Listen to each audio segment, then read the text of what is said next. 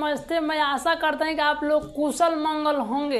ठीक है, आइए आज हम लोग class 10th biology chapter number 3 जैव प्रक्रम जो परिवहन है ना उनको देखने की प्रयास करेंगे। और आज का जो हमारा टॉपिक होगा वो हमारा टॉपिक होगा ब्लड क्या होता है, यानी कि रक्त या खून क्या होता है। ठीक है, क्या होता है ब्लड क्या होता है, हमारा ये बहुत इंपॉर्टेंट टॉपिक है। और ये बहुत से बच्चों का कमेंट आ रहा था कि सर ब्लड पर क्या है एक वीडियो बनाइए और उनके बारे में बताइए कि ब्लड क्या होता है। आज हम लोग उसी टॉपिक को लेकर के आ गए और बिना देर किए और बिना वीडियो को स्किप के इस वीडियो को देखिएगा, क्योंकि इस वीडियो में बहुत ज़्यादा आज मज़ा आने वाला है। ठीक है, आइए वीडियो को शुरू करते। देखिए, सबसे पहले हम लोग क्या करेंगे, ब्लड को पढ़ने से पहले देख लेंगे परिवहन तंत्र क्या होता है।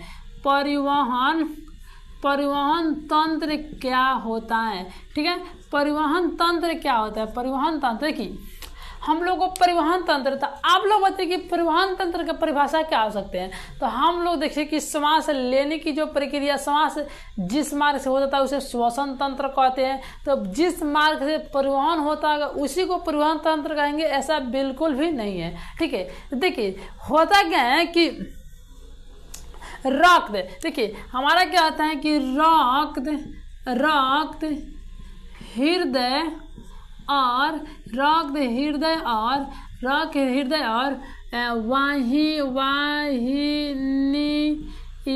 वाहिनियाँ मिलकर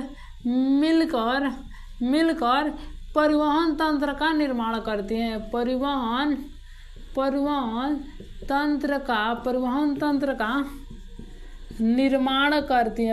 तंत्र का निर्माण करती है। परिवहन तंत्र का निर्माण करती हैं। देखिए होता क्या है कि परिवहन तंत्र में हमारा जो रक्त होता है यानी कि जो खून होता है, हृदय यानी कि जो हार्ट होता है, और वाहिनिकाएं कहने का मतलब हुआ है कि जो नसवा होता है ना, नसवा जैसे शरीर में जो नस जगा हुआ होता है उसे बोलते हैं वाहिनी। क्या ठीक है, क्या होते हैं वाहिनियाँ बोलते हैं। ये सभी जो होती है मिल करके परिवहन तंत्र का निर्माण करते हैं। क्या करती हैं, परिवहन तंत्र का निर्माण करती हैं। ठीक है, ये हम लोग एक बेसिक था जिसको देख लेना हमको बहुत ज़्यादा जरूरी था। हम लोग आप लोग जो हमारा जो मेन मुद्दा पर आने की प्रयास करते हैं, तो हम लोग को जो आज का जो मेन मुद्दा है क्या है, ब्लड। क्या है जो हमारा आज का जो मेन मुद्दा है ना, ये होता है ब्लड। ठीक है, देखिए सबसे पहले हम लोग को जो ब्लड होता है ना, ब्लड या एक क्षारीय होता है। क्या होता है जो हमारा क्या होता है, जो हमारा ब्लड होता है यह क्षारीय होता है। इसकी प्रकृति जो होती है, इसकी प्रकृति क्षारीय होती है। क्षारीय होती है, यानी कि जो ब्लड होता है ब्लड की प्रकृति क्षारीय होती है। ब्लड की प्रकृति कैसी होती है, तो ब्लड की जो प्रकृति होती है क्षारीय होती है। साथ ही जो हमारा ब्लड होता है यानी कि जो हमारा खून होता है, क्या होता है जो हमारा खून होता है ना, यह लाल तथा गाढ़ा रंग का द्रव होता है। क्या होता है, यह लाल एवं गाढ़ा रंग होता है। रक्त जो हमारा रक्त होता है ना, लाल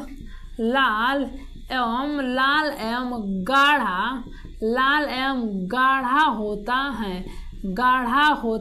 क्या होता है जो हमारा रक्त होता है लाल एवं गाढ़ा होता है। ठीक, रक्त हमारा क्या होता है, लाल एवं गाढ़ा होता है। अब एक बात आप लोगों को दिमाग में आ रहा होगा कि आखिर कारण कि जो रक्तवा लाल क्यों होता है। क्या होता है कि रक्त आखिरकार लाल क्यों होता है, ये बात आप लोग के दिमाग में आइए जल्दी आइए उनको भी बताते हैं। देखिए रक्त होता है ना, रक्त जो हमारा रक्त यानी कि जो खून होता है, रक्त हीमोग्लोबिन की उपस्थिति, हीमोग्लोबिन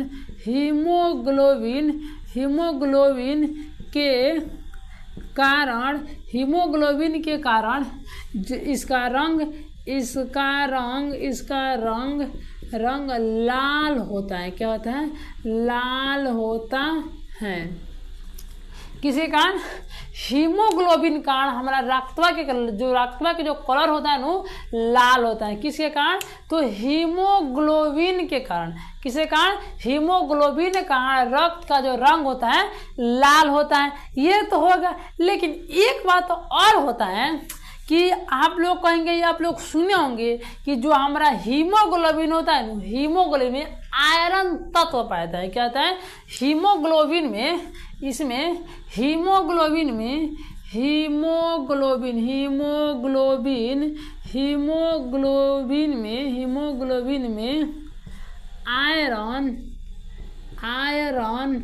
आयरन तत्व या धातु पाया जाता है। आयरन तत्व या धातु पाया जाता है। आयरन तत्व या धातु पाया जाता है। क्या होता है कि हमारा हीमोग्लोबिनवा में आयरन तत्व या धातु पाया। देखिए जो आयरन हमारा है ना, आयरन को हम लोग लोहा भी बोलते हैं। क्या बोलते हैं? लोहा भी बोलते हैं। आयरन को हम लोग क्या बोलते हैं? तो लोहा भी बोला जाता है। देखिए तो होता क्या है कि कभी कभी जो एग्जामिनर होते हैं बच्चों को फंसाने के लिए क्या डायरेक्ट नहीं पूछता है कि हीमोग्लोबिन में कौन सा तत्व पाया जाता है, ये डायरेक्ट पूछ देता है कि रक्त में कौन सा तत्व पाया जाता है। तो आप लोग क्या बताएंगे? तो बहुत से बच्चे कंफ्यूज होते हैं कि ओ सर जी तो बताए थे कि हीमोग्लोबिन में आयरन पाया जाता है, लेकिन ये बात तो नहीं बताए थे कि क्या जो कि हमारा रक्त में आयरन पाया जाता है। इसलिए बच्चों को कंफ्यूजिंग होती है और बच्चे प्रश्न को गलती करते हैं, लेकिन आपको ऐसा बिल्कुल भी नहीं करना है। ठीक है, देखिए आप बताइए कि जो हमारा हीमोग्लोबिन था कहाँ उपस्थित था? रक्त में उपस्थित था। तो रक्त में हीमोग्लोबिन कहाँ उपस्थित था? रक्त में उपस्थित था। और जो हमारा आयरन कहाँ है? हीमोग्लोबिन में उपस्थित है। तो जो हमारा आयरन वह भी तो रक्त में ही उपस्थित हुआ, इसीलिए हमारा रक्त पूछे या हीमोग्लोबिन पूछे, दोनों का आंसर होगा आयरन। ठीक है, यदि आयरन ऑप्शन में दिया हो तो हम लोग क्या मानेंगे? लोहा मारेंगे। क्या मानेंगे? लोहा मारने की प्रयास करेंगे। ठीक है, ये हो गया हमारा कुछ आगे। अब अब हम लोग क्या करेंगे, इसके आगे देखते हैं। देखिए जो हमारा रक्त होता है ना, जो हमारा रक्त होता है, रक्त इसका एक मिनट, जो हमारा रक्त होता है इसका जो पीएच मान होता है, रक्त का पीएच मान 7.4 होता है। क्या होता है? रक्त का पीएच मान कितना होता है? तो रक्त का पीएच मान 7.4 होता है। रक्त का पीएच मान 7.4 होता है। कितना होता है? तो रक्त का पीएच मान 7.4 होता है। रक्त को इसे क्या बोलते हैं? इसे तरल संयोजी, तरल एक मिनट,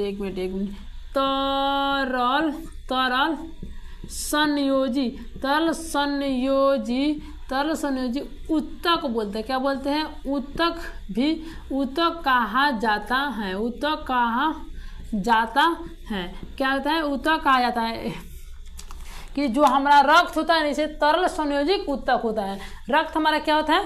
तरल संयोजिक उत्तक होता है। अब बहुत से बच्चे होते हैं कि आखिर कारण कि रक्त को तरल संयोजिक उत्तक ही क्यों कहा जाता है? कोई तो कोई रीजन होगा ताकि रक्त को तरल संयोजिक उत्तक कहा गया है, तो फिर उसको कहने का पीछे कोई ना कोई रीजन होगा। तो उसका रीजन क्या है ताकि तरल संयोजिक उत्तक आए? देखिए हम बताते हैं।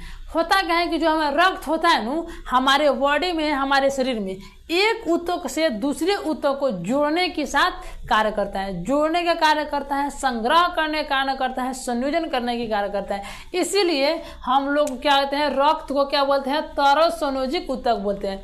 कई बार प्रश्न पूछा गया है कि रक्त क्या है? क्या है? रक्त क्या है? तो हम लोग उसका सही आंसर क्या करेंगे? तो जो रक्त हमारा है यह तरल संयोजी उत्तक है। क्या है? तरल संयोजी उत्तक है। आप लोगों को गलती बिल्कुल भी नहीं करना है। ठीक है, क्या है? तरल संयोजी उत्तक है। अब होता क्या है कि क्या है? तरल संयोजिक उत्तक है कि होता क्या है कि जो हमारा रक्त होता है ना, रक्त एक कोलाइड होता है। क्या होता है? जो रक्त का जो विलयन होता है वह कोलाइड होता है। क्या होता है? रक्त का विलयन कोलाइड होता है। यहाँ पर लिख लीजिए, यहाँ पर लिख लेते हैं कि रक्त का विलयन रक्त का विलयन है, सॉरी ये केवल लिखिए रक्त कोलाइड होता है। कोलाइड होता है। रक्त कोलाइड होता है। रक्त हमारा क्या होता है, तो रक्त हमारा कोलाइड होता है। अब रक्त कोलाइड क्यों होता है, क्योंकि जो हमारा रक्त होता है, रक्त में अनेक जैसे तत्व पाए जाते हैं, जैसे हमारा हीमोग्लोबिन हो गया, प्रोटीन हो गया, विटामिन हो गया, खनिज लवण हो गया, कार्बन डाइऑक्साइड हो गया, ऑक्सीजन, ऐसे अनेक तत्व हमारे रक्त में पाए जाते हैं, जिनको जब सूक्ष्मदर्शी से देखा जाता है ना, तो ये छोटे छोटे उनके कण दिखाई देते हैं। इसी की वजह से हमारा क्या है, जो रक्त है ना, रक्त हमारा क्या है, तो कोलाइड होता है। ठीक है, रक्त हमारा क्या होता है, कोलाइड होता है। अब आप लोग सुने होंगे या जीके जीएस में याद किए होंगे कि जो वयस्क मनुष्य होते हैं, क्या होते हैं, जो वयस्क मनुष्य होते हैं उनमें रक्त की मात्रा कितनी होती है, तो 5.5 लीटर होते हैं। कितने, 5.5 लीटर होती हैं। कितना होता है, तो वयस्क मनुष्य में 5.5 लीटर रक्त की मात्रा होती है। क्या होती है, रक्त की मात्रा कितनी होती है। देखिए होता क्या है कि वयस्क मनुष्य, स्वस्थ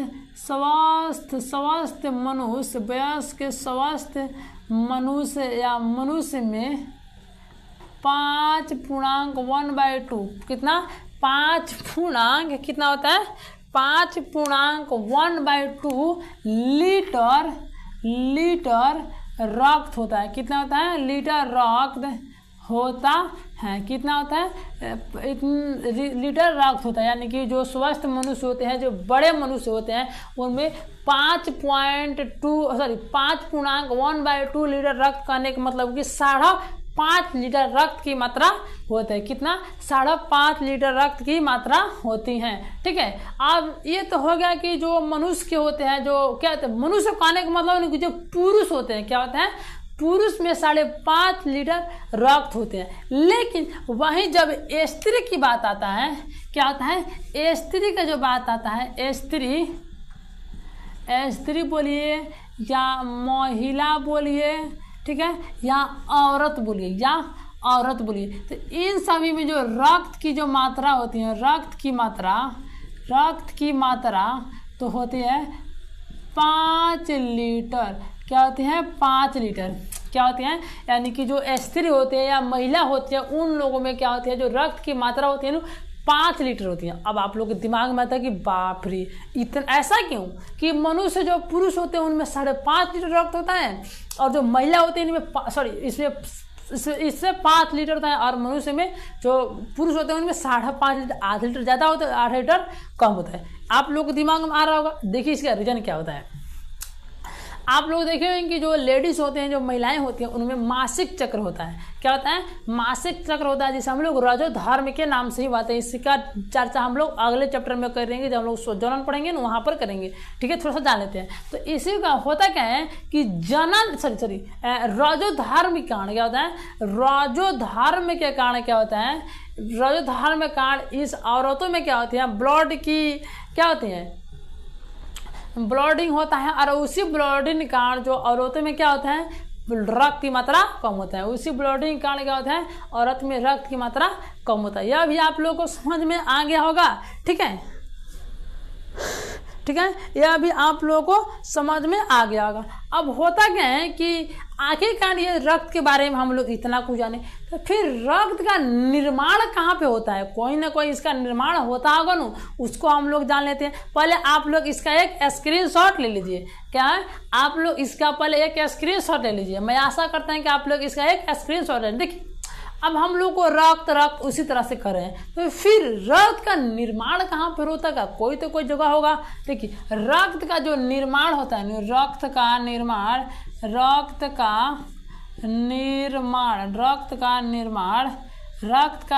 जो होता है, जो रक्त का जो निर्माण होता है ना, वह वयस्क मनुष्य में, यानी जो बड़े व्यक्ति होते हैं, रक्त का निर्माण बड़े मनुष्य में, बड़े व्यक्ति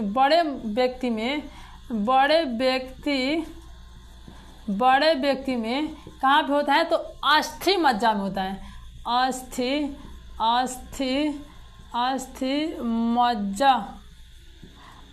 मज्जा में होता है। कहाँ में होता है, अस्थि मज्जा में होता है। यानी कि जो रक्त का जो निर्माण होता है बड़े मनुष्यों में अस्थि मज्जा में होता है। अब आप लोगों के दिमाग में फिर प्रश्न आता होगा कि आखिर सर अस्थि मज्जा क्या होता है, आइए समझाते हैं। काला टेंशन लेते हैं आप, हम हैं ना, हमारे हाथ में आप लोगों को टेंशन लेने की बिल्कुल भी जरूरत नहीं है। देखिए हमारे इस प्रकार से मान चलिए हमारा हाथ होता है, देखिए क्या होता है हमारा, ये मान लीजिए हमारा हाथ होता है, ये हमारा हाथ हो गया। तो हमारे हाथ में जो ये वंश होते हैं, जो हड्डियाँ होती हैं, क्या होती हैं, हड्डियाँ होती हैं नो, तो आप लोग हड्डियाँ को जब देखेंगे नहीं अंदर से खोखला होती हैं। क्या होती हैं, अंदर से जो हमारा हड्डियाँ होती हैं इस प्रकार से क्या होती हैं, खोखला होती हैं, खोखला होती हैं। अब खोखला होने के बाद क्या होता है, इसमें देखेंगे कि जाली की तरह, मतलब कि हड्डियाँ के अंदर जाली की तरह कुछ पदार्थ भरे होते हैं, इसके अंदर जाली की तरह कुछ पदार्थ भरे होते हैं। इसी पदार्थों को ही क्या बोलते हैं, अस्थि मज्जा बोलते हैं। क्या होते हैं, हड्डी के अंदर, शरीर के किसी भी हड्डी के अंदर जो मतलब कि जो खाली स्थान होता है उस स्थान में जालीदार, जो कठोर तथा जालीदार जो पदार्थ होता है उसी पदार्थ को क्या बोलते हैं, तो उसी पदार्थ को हम बोलते हैं अस्थि मज्जा। क्या होता है, अस्थि मज्जा। और जो बड़े मनुष्य होते हैं, जैसे हम हो गए, हम लोगों का खून का निर्माण क्या होता है, बड़े मनुष्य जो होते हैं, बड़े व्यक्ति होते हैं, बड़े होते हैं, मनुष्य होते हैं, उन लोगों में खून का निर्माण जो होता है अस्थि मज्जा में होता है। कहाँ पे होता है, अस्थि मज्जा में होता है। लेकिन एक बात ये फंसता है कि जो छोटे जो नवजात शिशु होते हैं, जो छोटे छोटे जो बच्चा होते हैं, वे भी होते हैं, उनमें खून का निर्माण कहाँ होता है, ये बात आपको फंसाएगा। तो आइए उनको जानने की प्रयास करते हैं। देखिए जो नवजात शिशु होते हैं, क्या होते हैं, नवजात शिशु,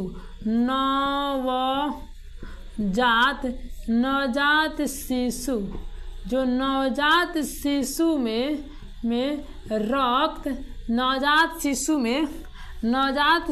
में रक्त का निर्माण, नवजात शिशु में रक्त का निर्माण। देखिए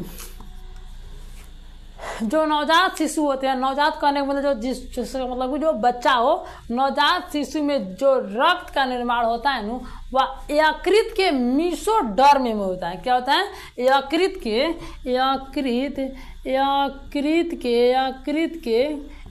के मीसोडर्म, कहाँ, यकृत के मीसोडर्म में होता है, यकृत के मीसोडर्म में होता है, यकृत के मीसोडर्म में होता है। यानी कि जो नवजात शिशु होते हैं, जो छोटे छोटे बच्चे होते हैं, उनमें जो रक्त का निर्माण होता है कहाँ पे होता है, तो यकृत के मीसोडर्म में होता है। क्या होता है, यकृत के मीसोडर्म में होता है। ठीक है, हम लोग क्या किए, हम लोग यहाँ तक तो जान लिए, हम लोग का यहाँ तक क्या हुआ, अंतिम हो गया।